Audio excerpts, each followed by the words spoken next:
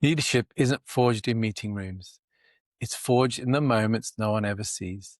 The late nights, the quiet sacrifices, and the times you choose love over pride. This Christmas has me reflecting on when leadership really begins, not in the boardrooms, but in the quiet moments at home. In 2016, I fell asleep at the wheel. That moment changed everything. The way I worked, the way I lived, the way I led. And today, I'm opening that story with the one person who lived every second of it beside me. That same person who, as I explored in episode 6, became my belief amplifier, my reality anchor, and my resilience.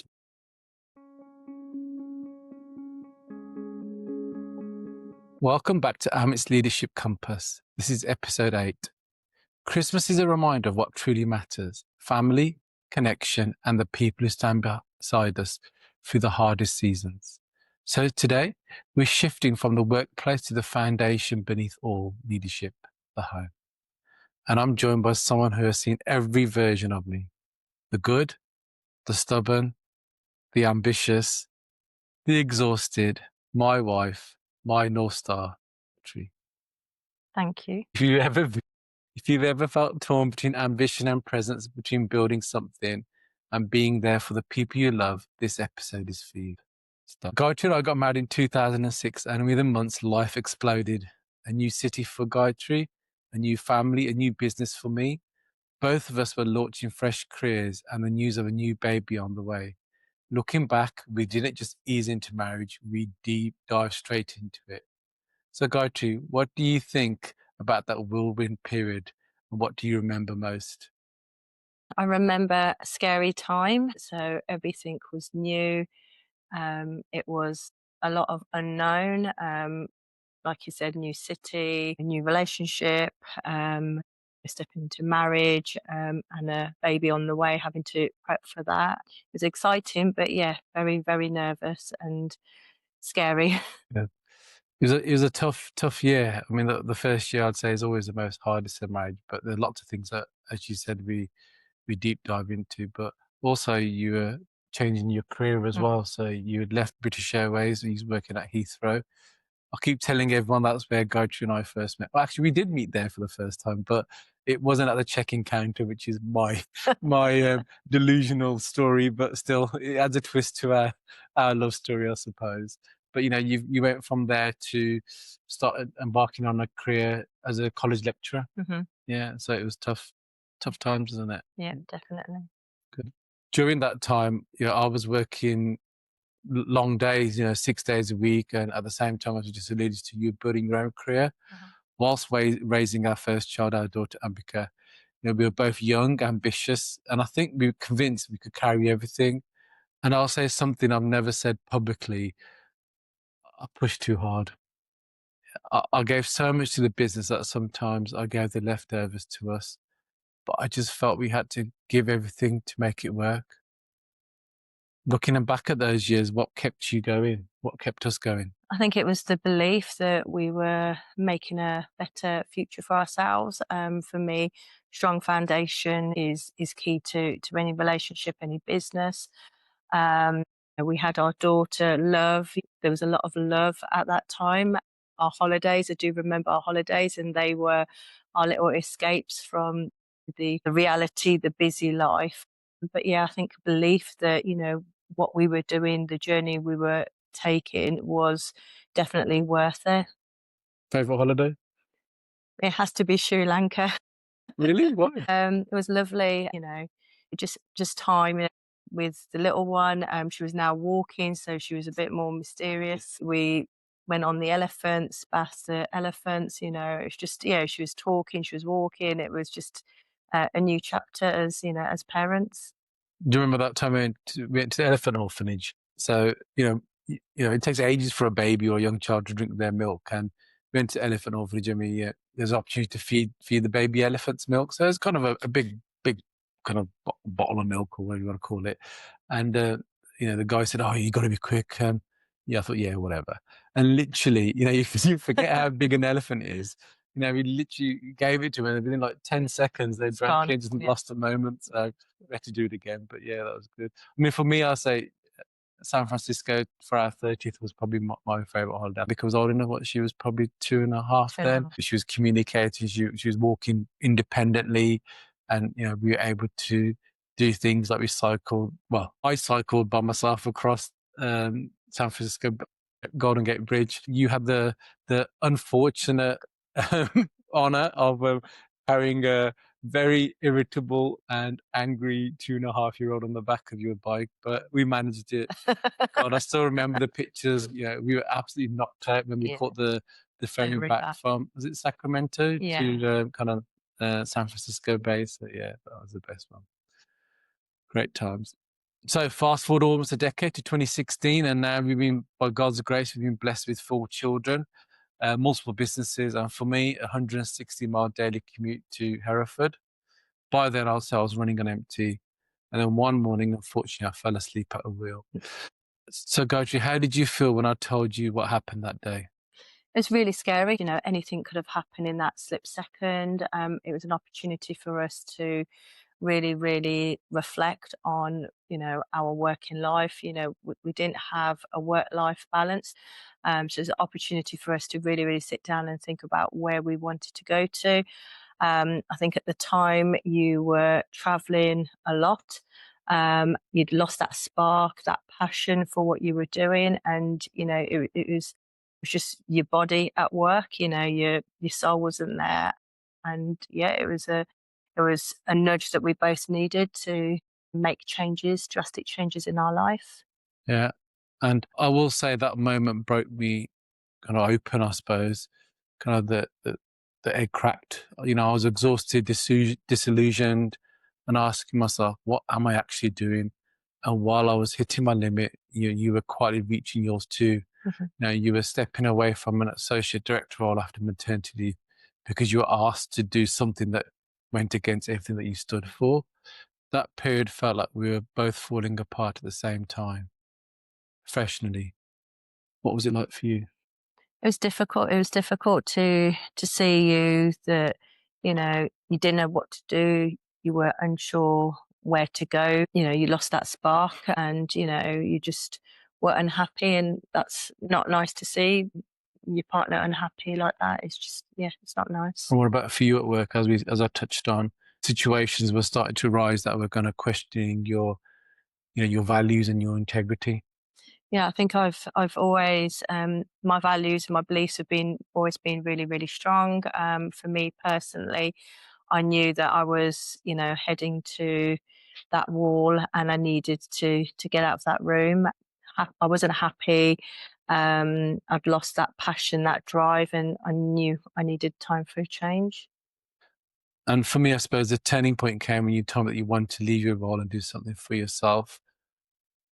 What was your thinking about going from wanting to work for someone to owning your own business? Mm. As you know, um, I used to come home from work, sort the children out, homework, bedtime routines, etc., etc. And once they went to sleep, I sat down to do my work. It could take me to 1 o'clock in the morning, 3 o'clock in the morning, then you're up again early. It's non-stop, and you put a thought into my head where it's great what you're doing, but it would be so much better if you were doing it for yourself, your own business. And I think that's where my mind started to shift. Process started from there, really. Yeah, and we tried a couple of things. It didn't Yeah. work. But like you say, I've said many times before on this podcast that, FAIL is an acronym for first attempt initial learning. And there are learnings that both individually and collectively learned along the way. And for me, the thing was that you had to be 100% committed to it for it to work, because I know the way you are, and the idea had to come from you rather than from me. I could suggest some things, but it had to be something that resonated with you. And I think after a lot of research and due diligence, you decided that you wanted to open a children's nursery Mhm. through a franchise. And again, I've told you this many times, I'll be honest, I fought you on it. So I lived the franchise life. I thought you didn't need it. Why? Because I knew that whatever you do, you always give 100%. So why would you want to lose your autonomy? But you held your ground. Why? Yeah, absolutely right. That I need that passion. I need that drive in order to make anything work. And I think if it's something that I'm going to get bored with, I won't put 101% in. It was you actually that actually suggested the childcare Did I? sector. Yeah, you did. So Brownie points for me then. I remember a conversation where we were talking about schools, owning schools, to nursery, and I was like, oh, not a school, but maybe a nursery. Did a lot of research, and I think the private day nursery scene wasn't for me. A lot of people were selling nurseries, and I just thought, if it's so good, why are you selling it? So something just didn't fit right. And then I remember we were away on a spa weekend in London, and I was searching through my phone, and I was like, there's got to be a nursery franchise, company out there. And there were actually a couple, but Monkey Puzzle, who I have a franchise with at the moment, was the market leader for me for a number of reasons. One of it was its values, its beliefs, and the way they treat their franchisees. And I remember taking you to London, and you were really anti it, but it was important for me that you came because I've always looked up to you as a business leader. I've always nicked ideas from you. We've always brainstormed. I mean, a lot of the time I'm like, absolutely not. We're not, I'm not doing it this way. But then I might think actually he's right. It was really See, gents, it can happen. Us men can be right. and it was really important. You came down, you spoke to the now CEO of Monkey Puzzle, and yeah, your mind was shifted from anti-franchise to, loving this franchise. Yeah. It's amazing, really. But I mean, I suppose that for me was a leadership lesson that I needed. And the lesson was that just because something didn't work for me, it doesn't mean it's not going to work for you or for anyone else. You trusted your path and I had to trust you. And then I suppose it all kind of came together in 2019. You opened your first nursery and it came together for me as well. I sold my last optical practice within the multiple sector and I stepped into the Hakeem Group. Again, 19, similar to 2006, what went through your mind as we made those decisions? As again, we seem to have dived straight in. I think again it was the unknown. So it was to how it was when we first got married, in terms of I was going into a career which I was a bit unsure. I still remember, the day of handing my resignation letter in with my old company and thinking, I'm leaving this job after 10 years. Is this going to work? And there was a lot of ifs. There's a lot of, a lot of blood, sweat, tears put in. But main thing that kept me going at that time was the fact that we had more family time. So the decision that I'd made was for love of my family, wanting to spend time with my children who were growing up. My eldest was being bullied, and it was crucial that I was there for, conversations, make sure she was okay, and for the other children. And then obviously when my Kinder Surprise child came along, it was great because she could be part of the day nursery, could take her along with me. So it actually became a family business. Everything that I was doing, the blood, sweat and tears, it was for us really. So I think it was exciting. I'd got my spark back, I was motivated every morning out of bed, right, I've got to do this today. I've got to do this today. And I had that drive.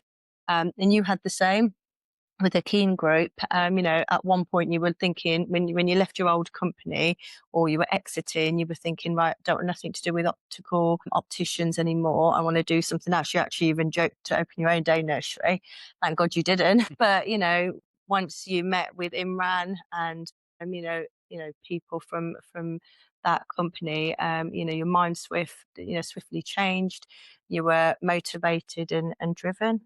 Yeah, and I suppose what changed for me at the King Group was simple. I found someone who believed in me. Imran trusted me, gave me autonomy, and reminded me of something that we explored in episode 6, which is about the power of having the right person beside you. Someone who amplifies your belief, someone who anchors you to reality, and someone who multiplies your resilience when life gets heavy. And also by then, my definition of success had changed. You've already alluded to this, Gaitri. I didn't want more titles or practices. I wanted to be at the children's sports days, Christmas plays, the dinner tables. I remember, and you laugh at this, when our eldest was born, she was 1 day old and I held her in my arms and I had tears in my eyes and you said, what are you crying for? I said, well, one day we've got to give her away. And, now eldest is 18 and she'll be, off starting a new chapter next year, hopefully going to universities. And so, Gautri, after everything we've lived through, the hustle, the crash, the rebuild? What do you think we've learned that others need to hear? I think you need to have that motivation, that drive, that you want to create something better for you, for your family. It's really important that you have somebody by your side, a partner, husband, whoever, who is there to support you, who brings you back in line. The last 7 years haven't been plain sailing. There's been a lot of blood, sweat, and tears. And a lot of the time you've brought me back, to seeing the picture, to reality, listening to your podcast now, they help me grow, I will be honest. So it's really, really important that, the foundation is really strong, and that you've got somebody who you can lean on, because, doing all of this by yourself is really tough. Well, and I can't say anything other than thank you for being my partner ever since, my wife, my closest friend, and my North Star. That's kept me on the right path. You've believed in me, challenged me, and lifted me when I didn't have it in me. So if you're watching this and you're in that relentless grind, 6 days a week, barely seeing your family, telling yourself it's just for now, I need you to really hear this. I fell asleep at the wheel because I believe that hustle equals success. It doesn't. It never has. It never will. Gaitri and I recently watched George Clooney's new film, Jay Kelly. It's on Netflix. It's a decent film, so I do recommend you to watch it. But there was a scene in that film that stopped us both cold. So Jay Kelly, who was a brilliant, driven, successful actor by every professional measure, ends up alone at his own tribute ceremony. No family, no partner, no children, not even his father. No one who truly knows him, just his business manager fulfilling an obligation. He'd sacrifice every relationship, every moment, every memory for his career. And in the end, he had nothing but plaques and empty chairs. That's the cost of the lie I almost bought into. That if you work hard enough, long enough, the people you love will just wait. They won't. And when I look back now through the lens of episode 6, I can see how much of my leadership was shaped and held together by the person beside me. Here's what those years taught me, and I want you to take forward. 1. Let go of being right. When Gaitri chose a franchise path, I had to accept something. Her answer didn't need to be my answer to be the right one. So, my call to action for you this week, before you dismiss someone's idea, pause and ask yourself whether it's actually wrong or just different from how you do it. Takeaway 2. Presence beats perfection. I could have built the biggest optical empire, but what good is achievement if you're absent from the moments that become memories? Your family, your friends, your teams don't need a flawless version of you. They need one who's present. Jay Kelly had a perfect career, but an empty ceremony. So my call to action is choose one moment this week to be fully present. No phone, no distraction, just presence. Number three, cannot lead on empty. Exhaustion isn't leadership, it's a warning light. My call to action, look honestly at your time, energy, and boundaries. If the load is unsustainable, take one deliberate step to lighten it before life forces the issue. When I joined Hakeem Group in 2019, I wasn't stepping back, I was stepping into a different definition of success, one where I could create value without sacrificing the life I was trying to build. That's the leadership I practice now. That's the leadership that lasts. And that's the leadership that ensures when your moment comes, whether it's a tribute, a milestone, or just a quiet Tuesday evening, the chairs aren't empty. I'd love to hear from you. Tell me about one person at home who shaped your leadership, or one moment when work nearly cost you what mattered most. Maybe you're in that high pressure season now and need permission to change course. Share your story in the comments. I will read every one. If this episode spoke to you, hit subscribe and share it with someone who's burning themselves out in silence. You might just save them from a crash they don't see coming. This Christmas, ask yourself one question. Am I building a life or just a career? Because careers can be rebuilt, memories can't. And when your ceremony comes, whatever form it takes, make sure the people who matter most are in the room. Until the next time, keep growing, keep learning, and keep navigating your leadership compass with the people who matter the most beside you.